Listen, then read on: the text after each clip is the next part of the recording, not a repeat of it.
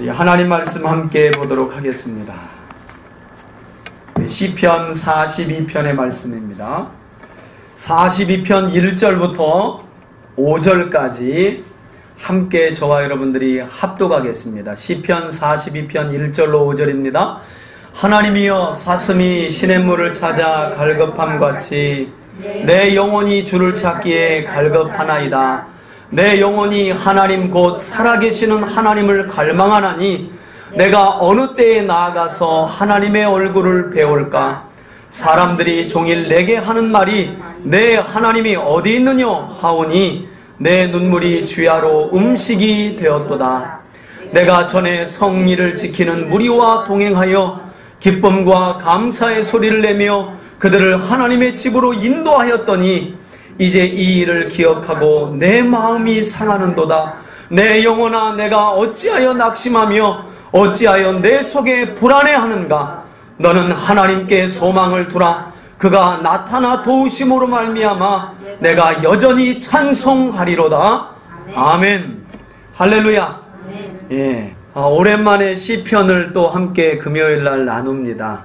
우리가 1권을 나눌 때에 특별히 1권은 전체가 거의 대부분 다윗의 시여서 역사서와 함께 살펴보면서 하나님 앞에 인정받았던 정직하고 의로운 왕이었던 다윗, 우리가 새벽의 시간 바로 그 다윗의 이야기를 함께 지금 나누고 있는데, 사무엘 하를 통해서 그 다윗의 믿음과 영성과 실제적으로 역사 가운데 다윗이 살았던 그 삶의 현장을 시편을 통해서 우리가 애절하게 살펴볼 수 있었습니다. 특별히 사울의 칼을 피해 도망 다녔던 그 수많은 세월, 또 이제 온 이스라엘의 왕이 된 뒤에 범죄함으로 말미암아 그 아들 압살롬으로부터 또 아도니아로부터 그 아들들이 반역을 하면서 다윗의 마음과 심정을 아프게 했던 그 많은 세월 동안 다윗이 끝끝내 하나님을 의지하고 승리했던 그 감사요, 노래요, 기도요,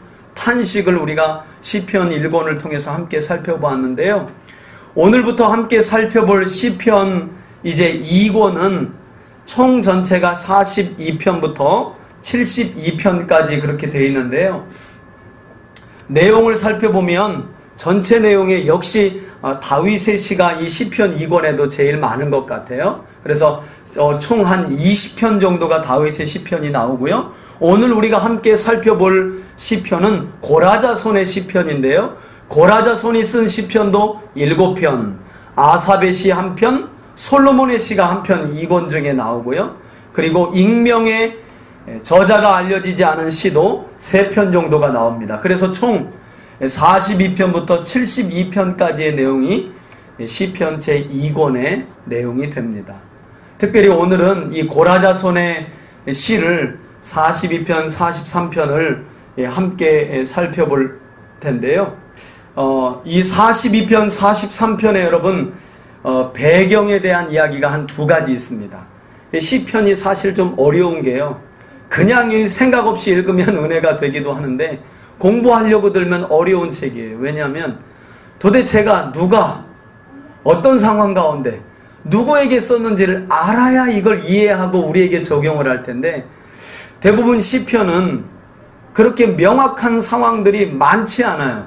다윗의 시 같은 경우는 많은 부분 이거는 언제다, 이거는 언제다 라고 명시가 되어 있기도 하지만 그렇지 않은 내용도 많고, 특별히 오늘 우리가 함께 살펴볼 42, 43편도 그냥 고라자손의 시 이렇게 나와 있어요. 그죠? 마스길 인도자를 따라 부른 노래다. 이 말은 마스길이라는 말은 교훈이라는 말이에요. 그래서 고라자손이 교훈으로 기록한 것을 시편은 여러분 지금도 유대인들은 회당에서 우리로 말하자면 찬송가로 불려지는 거예요. 찬송가로. 히브리어로 찬송가예요. 찬송가 시편이. 성전에서 이 시를 또 찬양했었는데, 이 고라자손이 교훈으로 노래한 시가 바로 오늘 우리가 함께 살펴볼 42, 43편인데 2가지 배경설은 그래요. 이 지금 42, 43편의 배경이 어떤 배경을 가지고 있냐? 첫 번째는 다윗이 압살롬의 반란으로부터 도망할 때에, 여러분 압살롬이 다윗의 용서를 받고 다시 그 외가댁에서 돌아왔잖아요. 요압이 중재를 해가지고. 그러면서 이 압살롬이 고향으로 돌아와서 아버지가 불러주지를 않잖아요. 그래서 스스로 뭐가 되려고 하는 거예요? 왕이 되려고 하죠. 그래서 성문 어귀에 서서 왕에게 재판을 찾아가는 사람들을 붙들어 놓고 누가 재판하는 거예요? 자기가 재판을 하는 거예요. 그러면서 민심을 사버리죠. 그리고 결국 어떻게 해요? 반란을 일으켜서 아버지 다윗을 한 번에 제압하고 죽이려고 할 그때에 다윗이 알아요. 압살롬의 기질을 알아요. 그래서 신하들에게 오늘 요단을 건너지 않으면 우리 죽는다. 그래서 여러분 어떻게 보면 다윗이 정말 벗은발로 압살롬을 알거든요. 압살롬의 기질은요 한 칼에 그냥 당일에 다 끝내는 사람이에요. 다윗이 이걸 알아요. 그래서 압살롬이 그리고 사실은 다윗을 이어서 외모적으로나 모든 것을 볼 때 왕을 이어갈 만한 그런 출중한 외모도 있는 사람이에요.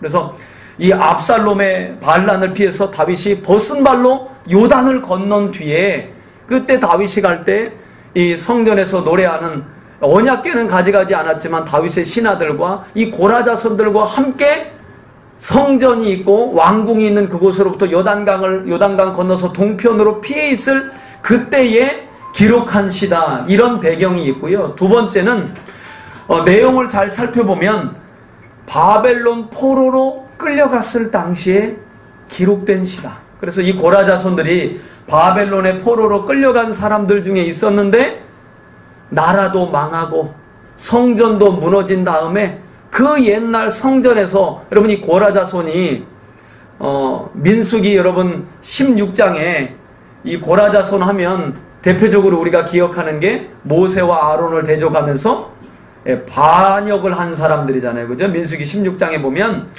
이 레위의 이 고라 자손은 레위의 증손이고 고핫 하면 게르솜, 고핫, 무라리 하면 레위지파 사람으로 하나님의 성막을 옮기는 일을 담당하는데 특별히 이 고핫은요 하나님께서 성막의 성물 중에 지성물을 어깨에 메어서 움직이는, 그러니까 여러분 정말 특별하게 하나님이 레위의 후손 중에서 사랑하셔서 특별한 사명을 준 그 가문이 바로 이 고핫의 가문인데요. 그 고핫의 아들 이스할이라고 하는 아들이 바로 고라인데 이 고라가 다단과 아비람과 함께 왜 같은 레위 지파인데 모세, 아론 너희들만 지도자를 해먹느냐, 돌아가면서 하자.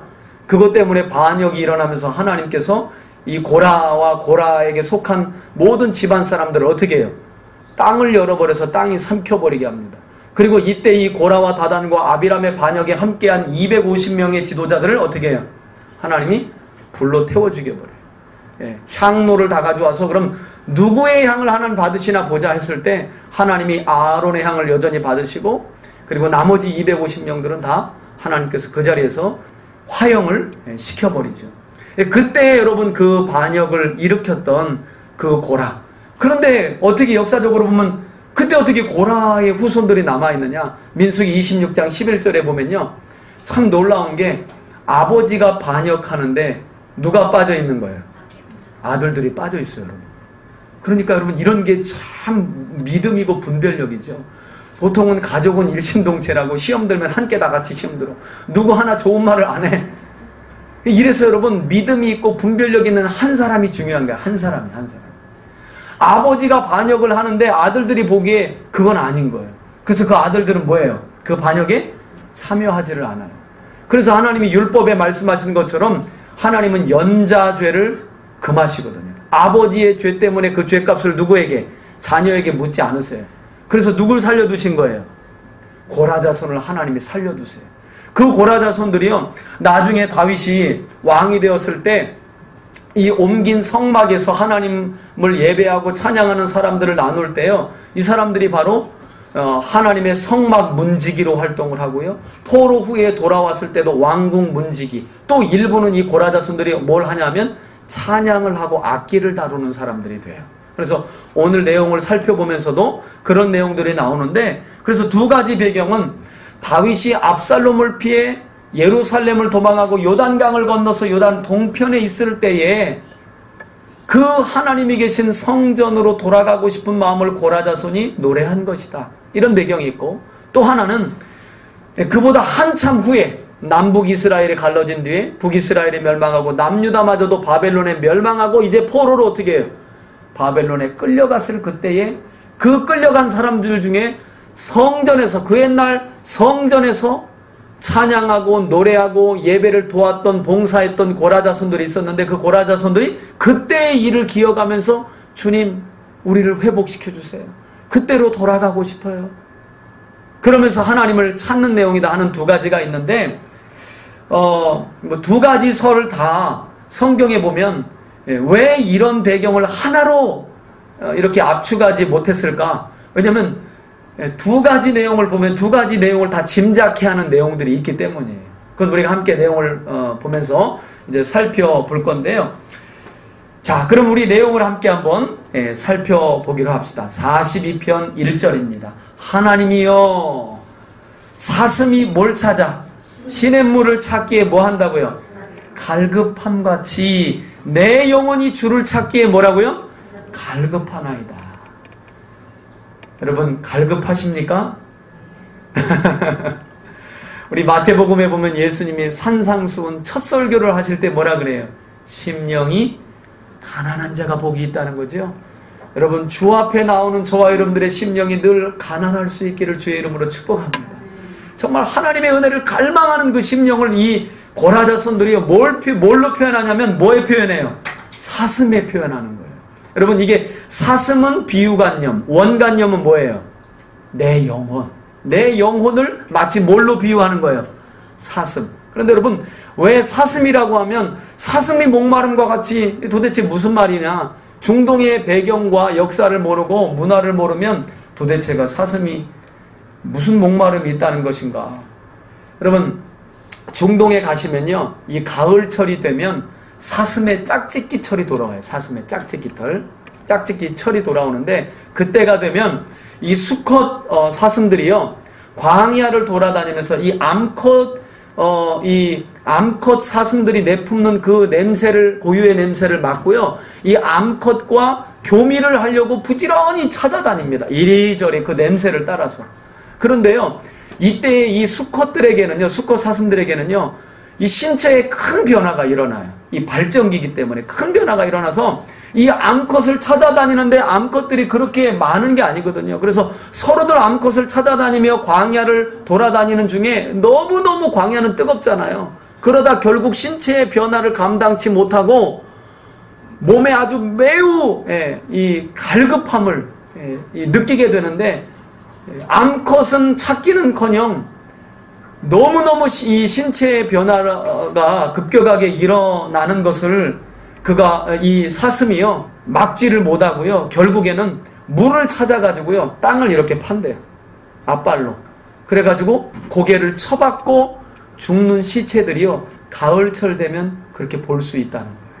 그러니까 지금 이 고라자손은 뭘 보고 그와 같이 이 가을철 사슴들의 짝짓기철이 되면 이와 같이 신체의 변화를 감당하지 못하고 암컷을 찾다가 결국 목이 말라가지고 물을 찾으려고 땅을 파가지고 고개를 쳐박고 죽은 그 시체들을 보면서 사슴의 시체들을 보면서 마치 누구와 비교하면서 자기 지금 영혼의 상태와 비교하면서 주님 나도 어떻게 해요?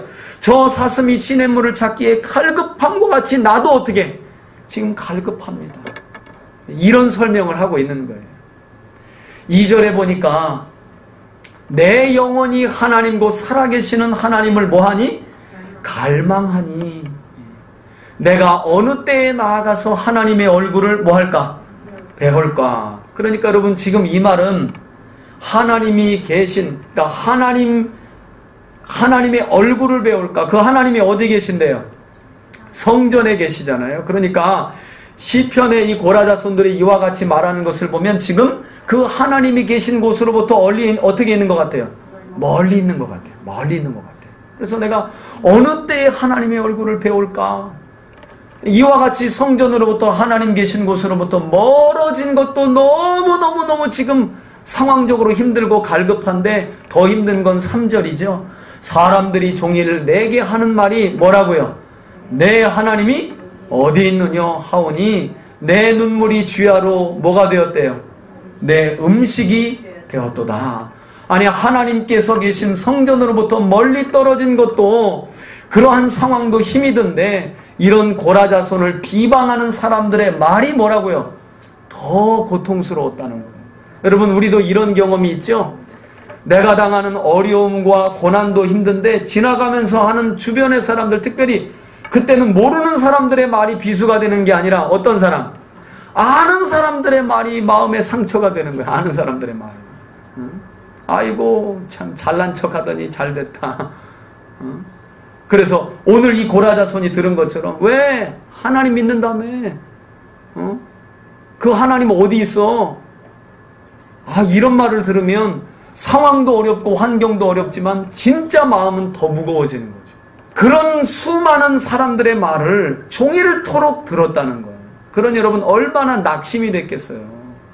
상황도 힘든데 하나님이 멀리 계신 것 같아 상황도 힘든데 사람들의 말은 더 힘들게 하는 거예요. 더 힘들게 하는 거예요. 그래서 우리가 참 말은 조심해야 될 것 같아요. 그죠 여러분? 말은 참, 그래서 유대인들은 참 이 탈무드에 보면 세 가지의 말의 지혜를 가르치잖아요. 첫 번째는 내가 하려고 하는 이 말이 참인지 거짓인지를 먼저 생각하고 말하고, 두 번째는 지금 꼭 필요한지 말하고, 지금 꼭 필요하더라도 세 번째는 그 말이 상대방 듣는 사람에게 유익이 되는지를 생각을 하는 거예요. 보세요. 진실된 말이고 오늘 꼭 필요한 말이라도 그 사람에게 뭐가 없으면, 유익이 없으면 하지 말라는 거예요. 참 지혜로운, 그죠? 격언이죠. 그죠? 우리가 보통은 사람들과의 관계가 어긋나는 이유도 이 잘못된 말들 때문에, 이 고라자손들이 지금 하나님께로부터 멀리 떨어진 것도 힘든데 그 말들이 얼마나 힘든지요. 그 말들 때문에 눈물이 흐르는데 쥐하로 뭐가 됐대? 음식이 되었도다. 여러분 혹시 살아가시면서 사람들의 말 때문에 하루 종일 울면서 그 눈물을 음식 삼았던 적 계셔요? 참 이런 것도 보면 우리 인생에 그렇게 많은 날 사실 이렇게까지 되는 경험들이 많지 않아요. 그러면서 4절에 한번 볼까요? 내가 전에 성의를 지키는 무리와 이 고라자손이 지난 날을 회고하는 거지요. 무리와 동행하며 기쁨과 감사의 소리를 내며 그들의 하나님의 집으로 인도하였더니 이제 이 일을 기억하고 내 마음이 뭐라고요? 상하는도다. 여러분 지금 하나님께로부터 멀리 떨어져 있는 상황 속에서 사람들의 말을, 사람들의 그 비방하는 말, 하루 종일 이 고라자손들을 비방하는 말을 들으면서 낙심해서 그 눈물을 흘리며 그 눈물을 주야에 음식 삼고 있을 때에 지난 날을 회고하는 거예요. 아까 말씀드린 것처럼 이 고라자손은 성전에서 어떤 일을 했는가? 찬양하고 또 악기를 다루고 성전 문지기로도 봉사를 하고요. 또 역사적인 자료에 보면 성일은 여러분 안식일, 월사 또는 절기잖아요. 이때가 되면 순례객들이 있어요. 예루살렘 성전으로 오는 순례객이 있으면 이 고라자손들이요 순례객을 맞으러 나간대요. 왜냐하면 이 예루살렘으로 올라가는 길이 예루살렘은 산 위에 있잖아요. 이 순례객들이 멀리에서 오니까요 이 중턱까지 내려가서 순례객들을 맞이하는 거예요. 근데 얼마나 힘들겠어요. 이 예루살렘까지 오는데. 그래서 중턱까지 내려가서 예루살렘 성으로 올라가는 길에 이 고라자손들의 찬양을 앞에서 선창을 해요. 다 왔다. 성전에 다 왔다. 그러면서 지금 그 내용을 회고하는 거예요. 지난날 성일 때에 내가 무리와 동행하면서 기쁨으로 감사의 찬양을 드리며 그들을 어디로요? 예, 그렇게 해서 여러분 순례객들이 성일이 되면요 앞에 고라자손이요 이제 예루살렘에 거의 도착할 때쯤 되면 참 힘들거든요. 그때 고라자손들이 맞으러 나가가지고 찬양을 하면서 앞서가지고 순례객들을 인도하는 거예요. 예루살렘 성전으로. 그 지난 일들의 자신들의 그 했던 일들을 뭐하고 기억하고 지금의 상황을 보니까 마음이 어떤 거예요? 상할 수밖에 없는 거예요. 상할 수밖에 없는 거예요. 그래서 이 시편의 기자가 스스로 자신에게 마음을 추스리면서 자기를 향해 크게 자기 영혼을 향해 외치는 거죠. 5절은 우리 다시 한번 읽어볼까요? 시작. 내 영혼아 내가 어찌하여 낙심하며 어찌하여 내 속에서 불안해하는가. 너는 하나님께 소망을 두라. 그가 나타나 도우심으로 말미암아 내가 여전히 찬송하리로다. 아멘. 예. 예, 여러분 때때로 어려움이 있을 때 또 사람들로부터 뭔가 좀 힘이 되는 말을 듣고 싶을 때 계속되는 비난과 정죄와 그럴 줄 알았어, 그러더니 잘 됐어, 이런 말이 들을 때는 여러분 일단은 그 말에 귀를 좀 닫아야 돼요. 들어야 할 말은 또 들어야 하지만요, 그때는요 딱 귀를 닫고요, 오늘 이 고라자손처럼 뭘요? 자기 영혼을 향해서 뭐 하는 거예요? 좀 믿음으로 선포할 줄을 알아야 돼요. 여러분 끝까지 귀를 열고 사람들의 말에 이 귀를 기울이기 시작하면요 못 일어나요. 못 일어나. 이때는 담대하게 믿음을 가지고 내 영혼을 향해서 어떻게 해요? 믿음으로 선포해버리는 거예요. 낙심하지 말고 불안해하지 말라. 누구에게 소망을 두라고요? 하나님께 소망을 두라. 그가 나타나심으로 뭐 한다고요? 도울 것이다. 그러니 여전히 찬송하리로다 하면서 6절에 내 하나님이여 내 영혼이 내 속에서 낙심이 되므로 내가 요단 땅과 헤르몬 산과 미살 산에서 주를 뭐라고요? 기억하나이다. 여러분 요 구절 때문에 아까 첫 번째 42편 43편의 배경이 다윗이 압살롬으로부터 피해서 요단 동편에 거주한 때의 20편을 기록했다라고 하는 배경이 나오는 거예요. 여러분 지금 이 미살 산이라고 하는 산은 헤르몬 산은 여러분 만년설이 있는 산이거든요. 그 만년설이 있는 헤르몬 산에 큰 산에 말하자면 작은 봉이에요. 작은 봉과 같은 산인데 지금 이 고라자손이 그 산 어귀에 이 요단 동편에 그 작은 봉우리 어디께에 있는 거예요. 지금 도망와서 있는 거예요. 그래서 이 시편 42편 43편의 배경이 바로 다윗이 압살롬의 칼을 피해서 도망와 있을 때가 아닌가라고 짐작을 하는 거예요. 더 살펴볼까요? 주의 폭포 소리에 깊은 바다가 지금 이 미살산 어귀에서 있으면서 이 노래를 부르는 거죠. 서로 부르며 주의 모든 파도와 물결이 나를 휩쓸었나이다. 마치 그 헤르몬 산으로부터 만년설이 녹아가지고 큰 폭포와 강물을 이루어가지고 내려오는데 마치 그 파도와 물결이 지금 자신이 겪는 고난과 같이 보이는 거예요. 그래서 나를 완전히 휩쓸었습니다. 낮에는 여호와께서 그의 인자하심을 그러나 그 가운데서도 베푸시고 밤에는 그의 찬송이 내게 있어 생명의 하나님께 뭐 한다고요? 기도한다. 비록 도망자의 신세가 되어 여기에 와 있지만 그곳에서도 하나님은 주야로 하나님의 은혜를 갈망하고 하나님을 찾는 자들에게 여러분 하나님의 은혜를 베풀어 주시는 줄 믿습니다. 그래서 여러분 낮에도 주의 인자하심을 베풀고 밤에도 그에게 찬송이 있어서 생명의 하나님께 기도한다잖아요. 9절에 내 반석이신 하나님께 말하기를 어찌하여 나를 잊으셨나이까. 그러면서도 여전히 현실을 보면 탄식이 나오는 거죠. 내가 어찌하여 원수의 압제로 말미암아 이와 같이 슬프게 도망 다녀야 합니까? 하리로다. 내 뼈를 찌르는 칼같이 내 대적이 나를 또 뭐하고요? 비방하여 늘 내게 말하기를 아까처럼 뭐라고 했다고요? 내 하나님이 어디 있느냐 하는도다. 내 영혼아 내가 어찌하여 낙심하며 어찌하여 내 속에 불안해하는가. 너는 하나님께 소망을 두라. 나는 그가 나타나 도우심으로 말미암아 내 하나님을 여전히 뭐하리로다. 찬송하리로다. 여러분 고난과 환난을 때때로 겪는 우리의 마음과 감정과 좀 비슷하지요? 그죠? 여러분 어려운 일을 당할 때 우리도 하나님께 대하여 어떤 마음이 있어요? 하나님이 혹시 나를 잊으셨나? 요즘 나와 함께 하시지 않나? 여러분 이와 같이 믿음이 좋은 고라자손과 심지어는 다윗도요. 하나님이여 하나님이여 하나님이여 어찌하여 나를 버리시나이까? 이렇게까지 고백을 해요. 어찌하여 나를 버리시나이까? 그러니까 여러분 이런 마음과 이런 감정은요. 믿음이 좋다고 해서 안 느끼고 믿음이 없다고 해서 느끼고 그런 게 아닌가 봐요. 신실하게 하나님의 성전에서 하나님을 찬양했던 이 고라자손들도 지금 하나님의 계신 성전으로부터 멀리 떨어져 있고 그 믿음의 사람들을 향한 비방의 소리는 밤낮 없이 계속되고 있으니까 그런 환경을 보니까 마치 하나님께서 나를 뭐한 것 같은 거예요.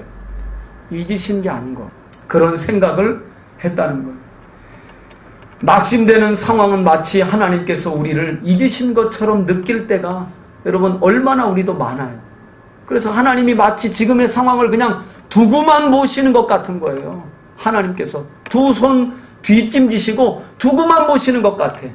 그러나 여러분, 그렇지 않다는 거예요. 하나님이 그 가운데에서도 하나님께서 함께 하시는 줄 여러분 믿으시길 바랍니다. 이것이 바로 시편 기자들의 노래의 결론적인 부분이 항상. 그래서 오늘도 이 고라자손이 그 많은 비방과 사람들의 말에 넘어지지 않고 자신의 영혼을 다시 한번 향해서 큰 소리로 선포하는 거 아니에요. 내가 어찌하여 낙심하며 어찌하여 내 속에 불안해하는가. 너는 누구에게 소망을 두라고요? 하나님께. 여러분, 영원한 소망, 든든한 소망이신 하나님께 소망을 둘 수 있기를 주의 이름으로 축원합니다. 그러면 그분이 나타나서 때가 되면 뭐 하신다는 거예요? 도우신다는 거예요. 실제로 그것이 어느 배경이 됐든 여러분, 다윗은 압살롬의 반란을 잠재우고 어떻게 해요? 돌아오지요. 포로로 끌려갔던 사람들도 70년 만에 하나님의 약속으로 말미암아 어떻게 해요? 돌아오게 되는 줄 믿습니다. 그러니 뭐 하라는 거예요? 낙심하지도 말고 뭐 하지도 말고 불안해하지도 말고 하나님의 말씀에 우리의 뭘 두고 소망을 두어서. 왜? 주님은 말씀하신 대로 뭐 하시니까? 반드시 이루시고 성취하시니까. 43장의 말씀 함께 볼까요?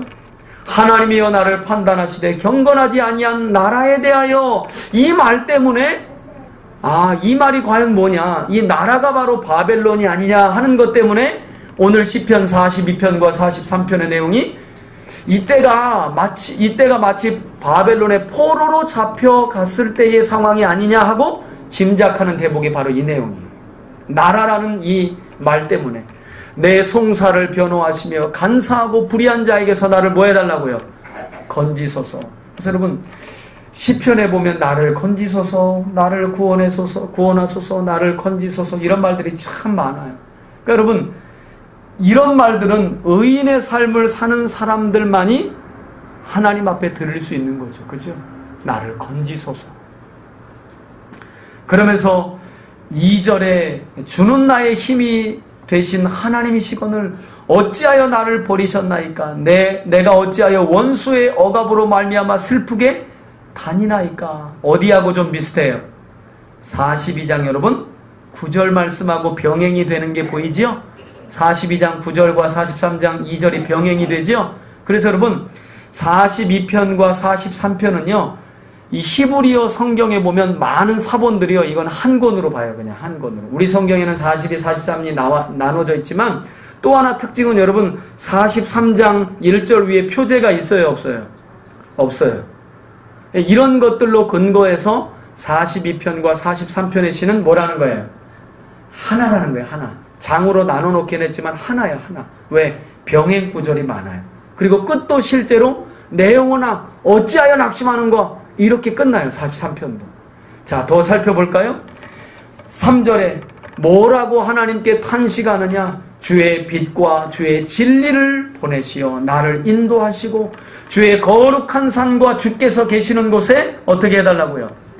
이르게 하옵소서. 주의 거룩한 산, 주께서 계시는 곳이 바로 어디예요? 예루살렘이죠. 그리고 예루살렘에 있는 성전이죠. 성전. 그 성전으로 뭐 해달라는 거예요? 인도해달라는 거예요. 인도. 무엇을 통해서? 주님의 빛과 주의 뭐로요? 진리로. 그래서 여러분, 회복은 주님의 은혜로만 가능하다는 거예요. 회복은. 그죠? 그리고 특별히 주의 뭐요? 진리의 말씀. 여러분, 우리가 기도만 한다 그래서 회복되면, 우리의 신앙이 회복되면 얼마나 좋겠어요. 우리가 밤낮 없이 진짜 기도해야 돼요. 철회하고 금식하면서 기도해야 돼요. 그러나 진정한 우리 삶의 회복은요, 주님이 보내시는 빛과 주의 진리를 통해 회복되는 줄 믿습니다.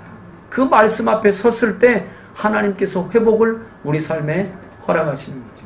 그러면서 4절에 그런즉 내가 하나님의 제단에 나아가 나의 큰 기쁨에 하나님께 이르리이다. 하나님께서 다시 나를 회복시키실 줄 믿습니다. 진리를 보내시고 빛을 비추시어 나를 인도하시고 다시금 성전에 서게 하실 줄 믿습니다. 그러면 내가 주의 제단에 나아가 나의 큰 기쁨에 하나님께 이를 것입니다. 하나님이여, 나의 하나님이여, 내가 수금으로 뭐를요? 주를 찬양하리다. 그래서 다시금 하나님께서 빛과 진리를 통해 나를 회복시키는 그날, 나는 내게 맡겨주신 하나님의 그 사명, 주를 찬양하고 성전에서 악기를 통해 주께 영광을 돌리던 그 일을 뭐라고요? 계속 할 것입니다. 그러면서 5절 다 같이 한번 읽어볼까요? 시작. 내 영혼아 어찌하여 낙심하며 어찌하여 내 속에 불안해하는가? 너는 하나님께 소망을 두라. 그가 나타나 도우심으로 말미암아 내 하나님을 여전히 찬송하려다. 그래서 마지막으로 다시 한번 이 시편의 기자는 자신의 영혼을 향해서 믿음으로 뭐 하는 거예요? 선포하고 있는 거예요. 낙심하지 말아라. 불안해하지 말아라. 하나님께 뭘 두라고요? 소망을. 그와 같이 하나님께 소망을 두는 자들에게 하나님은 반드시 나타나시는 줄 믿습니다. 그리고 그런 사람을 도우시는 줄 믿습니다. 바로 오늘 그 하나님을 의지하고 우리 마음에 있는 걱정과 근심과 낙심을 주 앞에 내려놓고 불안한 마음도 주께 맡기며 소망을 두는 저와 여러분들에게 오늘 하나님께서 나타나셔서 도우심을 믿고 기도하는 이 밤이 될 수 있기를 예수님의 이름으로 축원해 드립니다. 아멘.